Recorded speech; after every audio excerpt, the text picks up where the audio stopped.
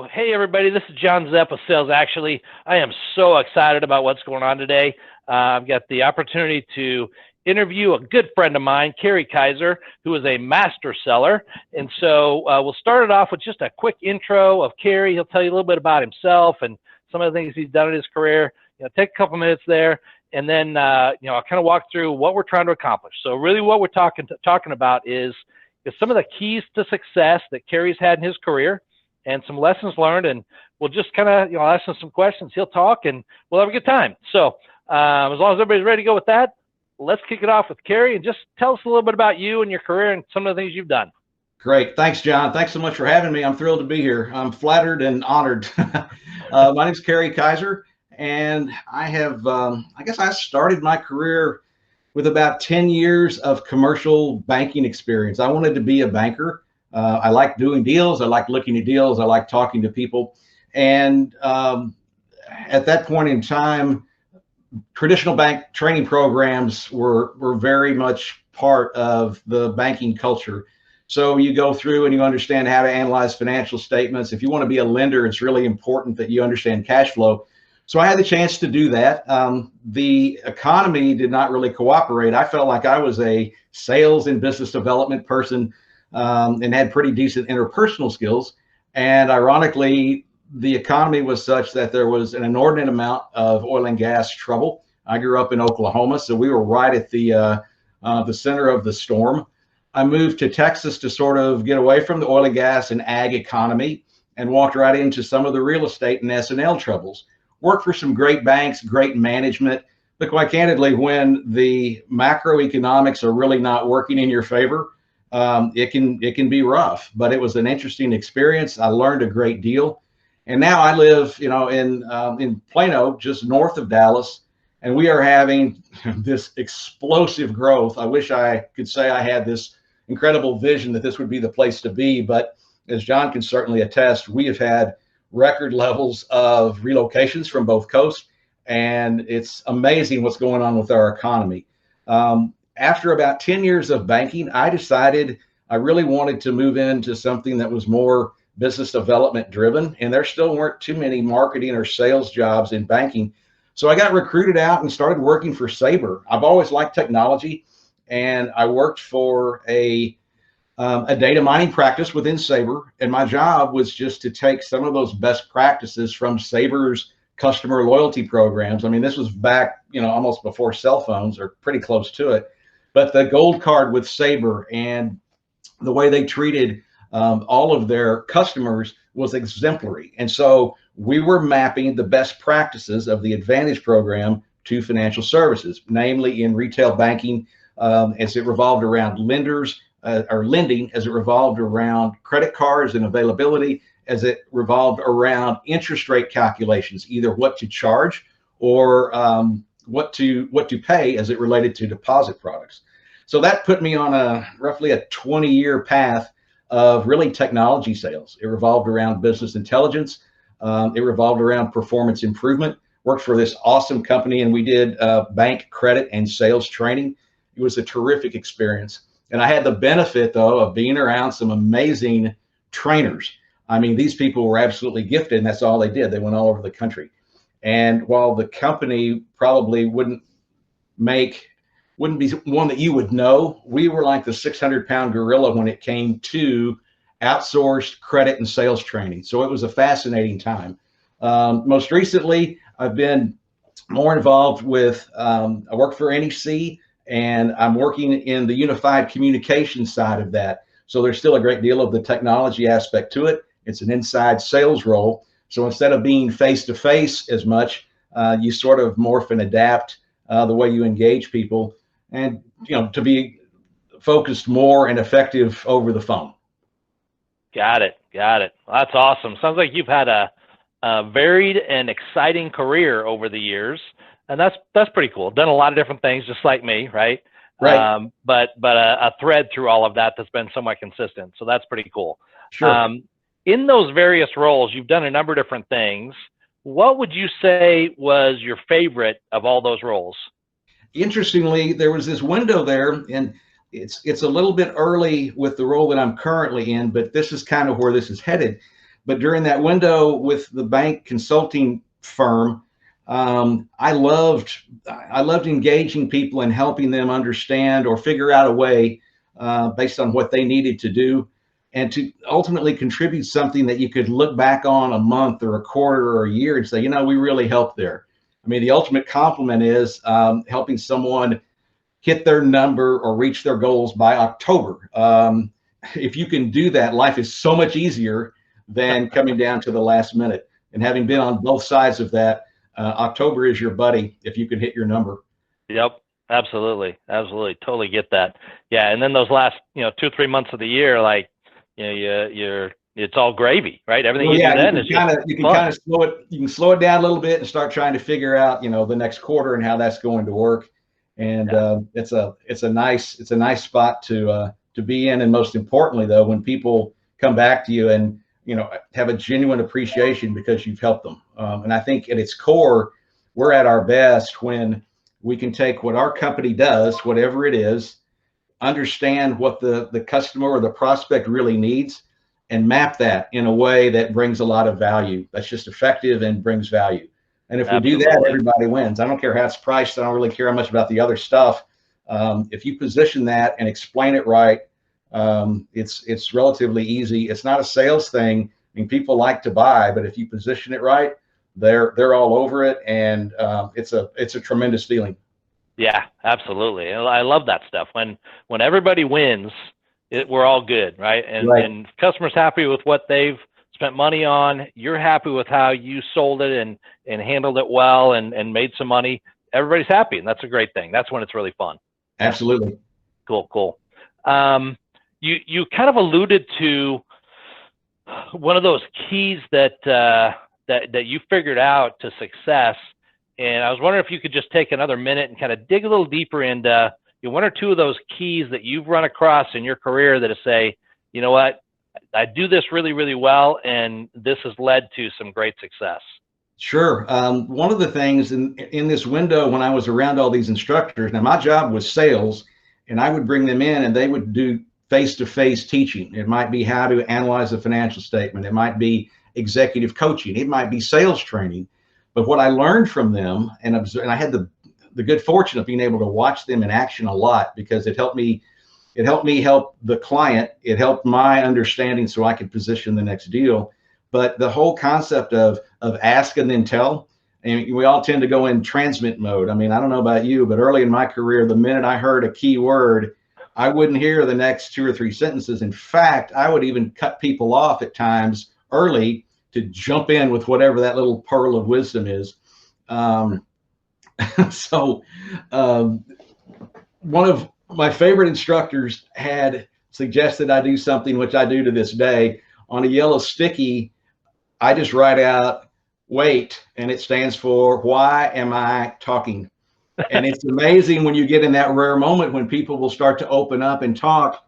And most of us want to just jump in and help, but if we can just stay calm and tell me a little bit more about that. Tell me why that matters. Tell me, anything that gets them to continue to open up, man. Once they start talking, man, let them go. So that would be one thing that I thought, found to be, incredibly helpful. The other thing I wish I would have known early in my career, and it's so obvious, but I didn't really pick up on it until later on, is being able to map your personality to the person you're speaking to. And there are a number of personality profiles, and you can go out online right now, but the one that we used a lot, which I still think is invaluable, is that Myers-Briggs. It's the DISC profile. And you're either dominant, or you're an influencer, or you're steadfast, or you're cautious. And you can be a couple of those things, but what it typically means is that if most CEOs and salespeople are dominant, they kind of like to talk. They're very outward as far as the way they verbalize things.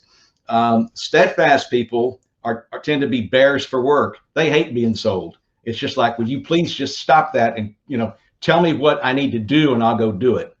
And the best way I've heard cautious people explained or described is like talking to your grandparents, where hopefully you're not having to show them how to use a cell phone or whatever, but they are not real quick to adapt. And if you blow right on by them as a salesperson, or blow by that step where you can't get them comfortable it will bite you. Something will come up and it won't work. You can't get past them. So with cautious people, you just kind of get in cautious mode, and you're very reassuring, and you make sure you get all the questions answered. Like the challenge that I enjoyed most is, typically I would end up in a room, and I'm sure you've been in this situation too. I've got maybe 10 people, but I've got every type in the room. Yep. So it's inevitable that you're boring at least, 3 people out of 4 to tears. So you've got to kind of keep it moving. So you try and do things to keep the dominant person engaged, because they're off on their phone. The influencer will be, chatting you up and cutting you off or whatever. You try and keep them engaged. You try and reassure the cautious person you're not going to do anything that messes those up, or the steadfast person that there is work for them to do and you're not selling them. I've had good luck before just breaking them up into separate groups with the customer's permission. I would interview them early. I had several situations where we had groups, and you had business development, you had training, org development in the room too. But I would talk to them individually, and I would try and get the 2 or 3 things that were most important to them. And ultimately, I would incorporate that into one list that we could rank order. And if we can get those things identified and rank ordered, it's a heck of a lot easier. And then you kind of come back with, is there anything that really concerns you or scares you? And I think too many times we don't ask that question early enough. And if they do, if they'll share that with you and you can ask, you don't get, down the road. The best advice I ever received revolved around doing 80% of the stuff at the front end, and then the close part just sort of happens. But if you do it the other way, you end up with a huge deal in your pipeline that's nowhere close to being closed, and everyone gets disappointed. Yep.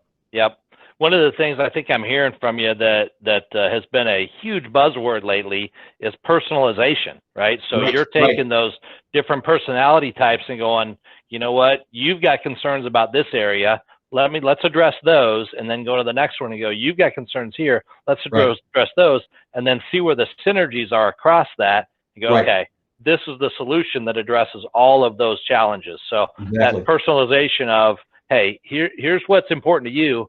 And that's a skill that's learned. It takes some work to get there, right? To figure out how do I evaluate and analyze and figure that out, and then apply something that makes sense to everybody. So nice work there. Yeah, I like that. I'm going to shift gears just a hair, but one of the things that has had a huge impact on me in my sales career, and I'm sure you've had the same thing, is mentors, right? People that helped me. And then, over the years, you and I both have mentored other people. So talk to me a little bit about mentoring, your thoughts around that, and how that's had an impact on your career. Sure, absolutely. I've been extremely fortunate. I've had some wonderful managers. And once again, I wish it was because I had some incredible insight or knew. My managers early on, particularly in banking and then later on in technology, were really, really very sharp people and very effective at what they did. One piece of advice I would suggest, and there were times when I did it and times when I didn't, but early on in your career, you'll get the chance to jump for a salary bump that seems like a lot. Maybe you've been in the job a year or less, and I know things have certainly changed, but I would be very careful about leaving someone that is really sharp, that's taking care of you. I would surround myself with the best performers and really try and understand what they do and why. Because in many ways, I think no matter what role you're in or what company you're with, there are always those performers that you can give them a brick and a stick, and they'll figure out a way to make something out of it. Those are the folks you want to surround yourself with. Have a beer with them, figure out what's going on in their head, because that success, that attitude, that positive attitude is invaluable. So yeah, mentors are tremendous, and I think it's really important. We've all been in situations where either our boss or our mentor has left, and you don't have the ability to stay with them anymore, and you have that experience where someone is not quite as sharp or solid, and that can be no matter how good your job is, your quality of life is no better than your boss and your colleagues, at least in my opinion. Oh yeah, isn't that the truth? That is absolutely right. Absolutely right. Good insight. Thank you so much. Sure. So one of the things that I challenge everybody I run across is um, continue to grow and develop. I'm doing Right. that. I know you are too. So Yeah. talk to me about kind of what you're doing to grow and develop as an individual, as a seller, as an employee, leader, whatever those things you're Sure. doing to grow and develop. What are some of the things you're doing? Yeah, I think you brought up an interesting point too about personalization, and I think that is incredibly important right now in any sales or business development role. The technology has progressed so fast. The soft skills that we all kind of have the same um, ability to engage people and map what your company does to personality types. That's certainly a skill you can practice and learn, and certainly now you can videotape skill practice yourself. I don't believe that aspect though has changed all that much. Once you're in front of someone and have the ability to talk to them, even if it's on camera or face to face or on the phone or chat or whatever it is, that part can kind of come through and you can adapt to whatever medium it is. But what really has changed is the ability and the need to be able to do personalization at scale. In other words, it's really important to be able to personalize your message. But if you spend half the day on just one prospect, that's not going to work very well. I mean, the rule of thumb that I'm seeing right now with most of the West Coast companies that are startups, that are funded for, their runway is maybe a quarter or 2 quarters or whatever, and they either hit their number or they're doing something else. But their focus typically is never spend more than about 4 minutes on a personalized email. You got to figure out how to keep it short and sweet.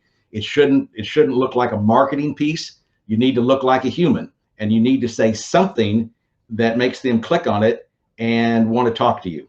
And then there's a separate group that maybe they're really high profile, or something about them. Maybe they were a former customer. Maybe you're cross-selling to them. Maybe you spend 10 minutes, but if you spend more than that, you will have a productivity issue because the likelihood of hitting with those people is not high enough to justify much more time than that.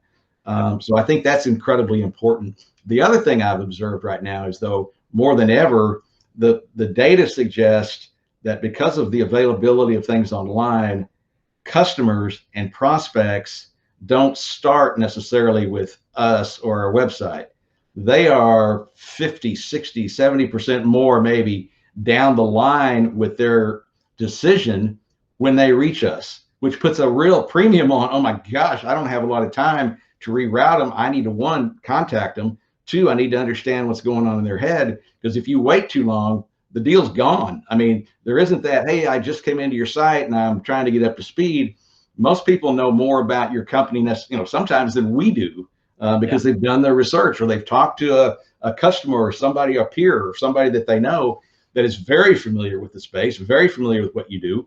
And so you have to kind of be, an expert in your solution set, an expert in their industry, and then really an expert in their business to engage them intelligently enough to start and continue a conversation that projects that you can add value, that exactly what you're talking about.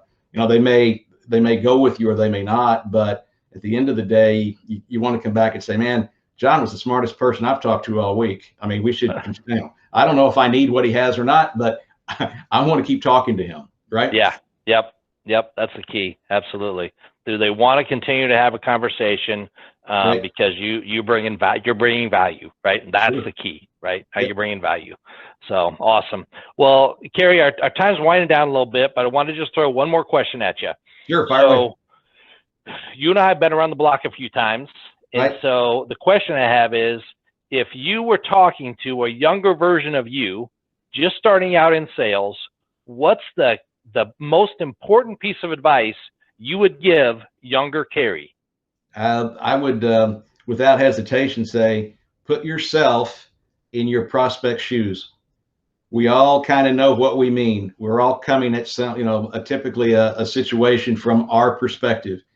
The quicker you can sort of stop and figure out what's going on in the prospect's mind, it's said fairly commonly, like, well, I know what I mean, what's wrong with everybody else? Now, you need to be on the same wavelength, and it starts with mapping, to their personality. You don't come on gangbusters if they're an accountant.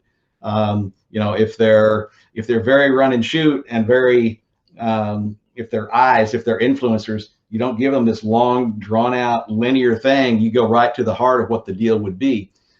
So putting yourself in their shoes, trying to understand if they're trying to fix a problem, if they're alarmed or concerned, or if they're just trying to make things better, or if they're new in their job and and need to make a big splash. All of those things matter, and they shape the way you engage people.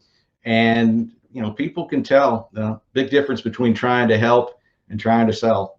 Yeah, absolutely. People know when they're being sold, and most all you gotta people do don't is like have that. kids to figure that part too. I mean, oh, one last thing I would ask this. There's a concept that I learned during this banking time that we, oh man, sold an incredible amount incredible amount of deals, but did a lot of good with this. But it was that whole concept of balanced feedback when it comes to coaching.